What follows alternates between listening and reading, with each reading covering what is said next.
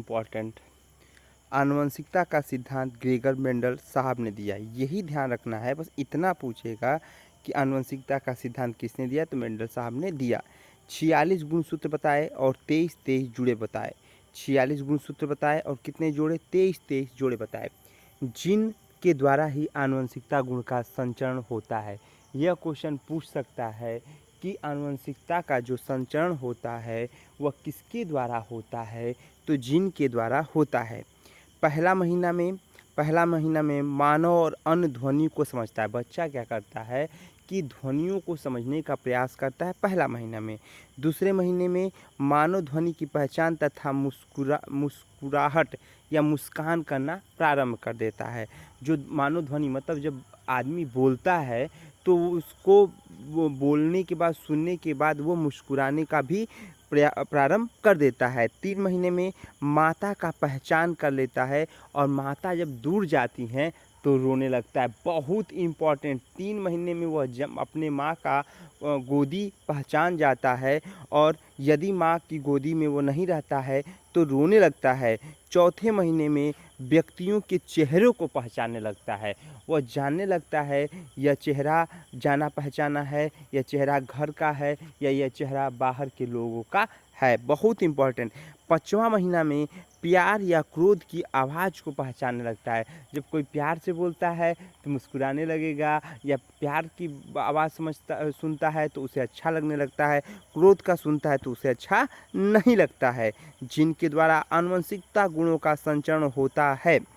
6 और 7 महीने में परिचितों के मुस्कान के साथ स्वागत करता है। जो लोग उसके मतलब जिसको जानता है उसका स्वागत मुस्कान के द्वारा करता है, मुस्कुराने लगता है, पूरा खुल के मुस्कुराने लगता है। वह महीना 6 से 7 महीने में। 8 से 9 महीने में अपनी ही परछाई के साथ खेलने तथा उसे चूमने लगता है। यही क्वेश्चन 68,500 में पूछा है मेरे प्यारे दोस्त कि 8 से 9 महीने में बच्चा क्या करने लगता है। तो 8 से 9 महीने में बच्चा अपनी परछाई को पकड़ेगा, उसके साथ खेलेगा, उसको चूमेगा। ये 8 से 9 महीने में बच्चा करता है।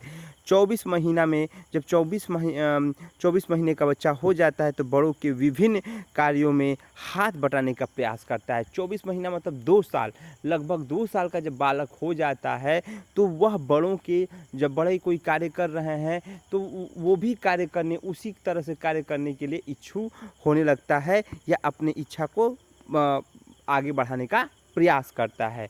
ये ध्यान रखेंगे क्योंकि वहाँ पे अनुकरण काल भी पैदा हो जाता है। हर हर महादेव। इरिक्शन का मनोसामाजिक सिद्धांत में इरिक्शन ने मनोसामाजिक सिद्धांत दिया। पहला पॉइंट है कि मनोसामाजिक सिद्धांत किसने दिया, तो इरिक्शन ने दिया। और इन्होंने जीवन अवधि के विकास से इन्होंने 8 अवस्था बताए। ये ध्यान रखने वाली बात है बेटा कि इरिक्शन ने कौन सा सिद्धांत दिया, मनोसामाजिक सिद्धांत दिया। मनोसामाजिक सिद्धांत दिया। कितनी अवस्थाएं बताए बेटा, 8 अवस्थाएं बताए। जो भी पॉइंट बता रहा हूँ बहुत इंपॉर्टेंट बता रहा हूँ, प्लीज़ सुनते जाइएगा, पढ़ते जाइएगा, लाइक भी करते जाइएगा और आगे बढ़ते जाइए। भाषा विकास का सिद्धांत किसने दिया, चोमस्की ने दिया। This is the very important part. भाषा विकास का सिद्धांत किसने दिया, चोमस्की ने। पियाजे जी कहाँ के रहने वाले थे, तो पियाजे जी स्विट्जरलैंड के रहने वाले थे। ये क्वेश्चन पूछ रहा है, बार बार पूछ रहा है कि पियाजे साहब कहाँ के रहने थे, तो स्विट्जरलैंड ने। पियाजे जी ने 4 अवस्थाएं बताई। जिन पियाजे जी ने कितनी अवस्था बताई, 4 अवस्थाएं बताए। पहली अवस्था संवेदी पेशी अवस्था 0 से 2 वर्ष, पूर्व संक्रियात्मक अवस्था 2 से 7 वर्ष, ठोस संक्रियात्मक अवस्था या उसी को मूर्त अवस्था कहते हैं 7 से 11 वर्ष, औपचारिक या अमूर्त अवस्था 11 से ऊपर।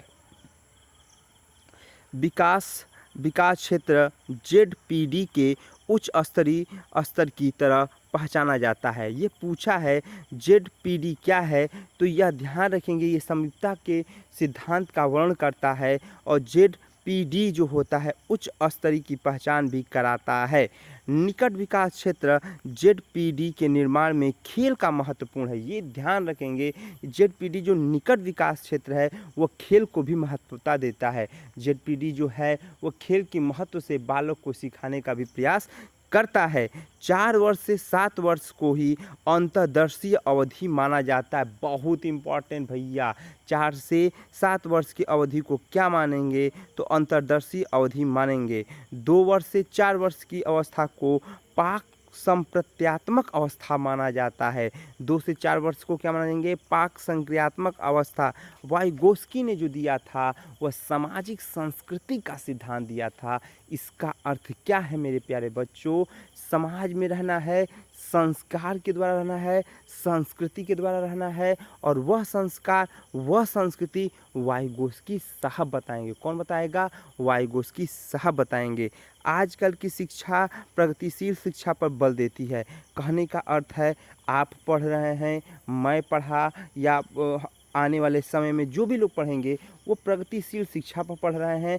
दूसरी चीज़, हर व्यक्ति चाहता है कि हम शिक्षा को ग्रहण करके हम आगे बढ़ें। बाल केंद्रीय शिक्षा पर देने पर बल दिया जा रहा है। आजकल की शिक्षा बाल केंद्रीय शिक्षा है, जहां बालक को केंद्र मान के शिक्षा दी जा रही है। भाई साहब, सभी क्वेश्चन इम्पॉर्टेंट है, सभी पॉइंट इम्पॉर्टेंट है, जल्दी जल्दी सुनिए और आगे बढ़ते जाइए। शारीरिक और मानसिक अंतःक्रम पर ही कार्य किया जाता है। शारीरिक विकास और मानसिक विकास के अंतर संबंध पर ही कार्य किया जाता है। ये 4 पॉइंट से आपका जो सुपर टेट का एग्जाम आ रहा है 1 से 2 पॉइंट जरूर पूछेगा। पाठ्यक्रम छात्रों की रुचि के अनुसार होना चाहिए। पूछेगा पाठ्यक्रम कैसा होना चाहिए, तो भैया आजकल का पाठ्यक्रम कैसा बनाया जाता है, छात्रों की रुचि के अनुसार बनाया जाता है। कहने का अर्थ क्या है कि आज देखिए, आज छोटे बच्चे जब पढ़ते हैं या लिखते हैं या कुछ भी करते हैं, तो उनको जैसे नाटक के अनुसार या मनोरंजन के अनुसार या कुछ गतिविधि के अनुसार जब पढ़ाते हैं तो उनका बहुत मन लगता है और वो पढ़ने के लिए इच्छा जताते हैं। पाठ्यक्रम लचीला होना चाहिए, ये बहुत इंपॉर्टेंट है। हमेशा पाठ्यक्रम को लचीला बनाना है, सरल बनाना है, मूर्त बनाना है, प्रत्यक्ष बनाना है। पाठ्यक्रम जीवन प्रयोगी होना चाहिए।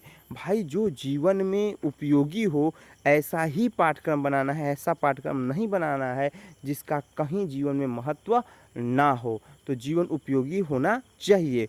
वातावरण के अनुसार भी पाठ्यक्रम बनाना चाहिए। यह भी बात बहुत अच्छा है कि अब हम पाठ्यक्रम भी ऐसा बनाएं जिस प्रकार का वातावरण है उसके अनुसार हो, और वातावरण के अनुकूल बच्चे हों, बच्चे के अनुकूल वातावरण हो, और वैसा ही पाठ्यक्रम हो।